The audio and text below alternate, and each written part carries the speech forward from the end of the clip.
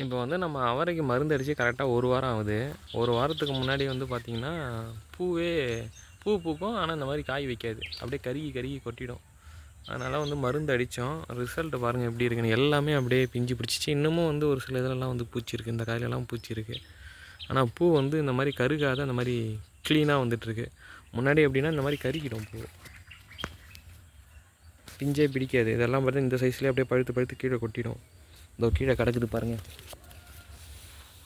இதோ இதை மாதிரி இப்போ எவ்வளவோ பரவாயில்ல. ஒரு மருந்து அடித்ததுக்கப்புறம் எல்லாமே காய் பிடிச்சிருக்கு. நீங்களே பாருங்களேன். ஃபுல்லாக காட்டுறேன் எவ்வளோ காய் இருக்குன்னு. இங்கே பாருங்கள். இப்போ வந்து செடியில் காய் இருக்கிறதால மருந்து அடிக்கிறதுக்கு கொஞ்சம் பயமாக இருக்குது.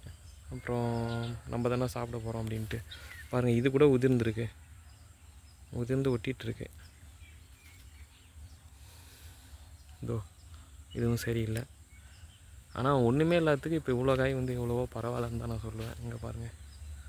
ஒரு வாரத்துக்கு முன்னாடி பார்த்தீங்கன்னா வெறும் பூ தான் இருக்கும். அதுவும் கருகிடும். இந்த இதில் கூட கருகி இருக்குது பாருங்களேன். அந்த பேட்சில்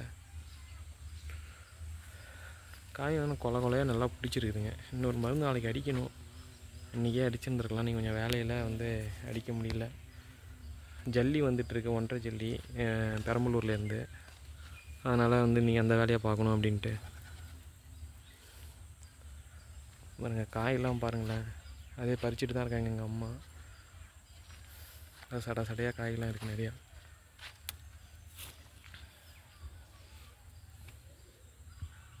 உள்ளாரையும் நிறையா காய் இருக்குது. இதோ காட்டுறேன் இருங்க. பாருங்கள், ஓவராலாக இன்னொரு மருந்து அடித்தேன்னா எல்லாமே நல்லா காய்க்கும். இந்த பூ வந்து இந்த மாதிரி கருக்காத இருந்தால் சரிதான்.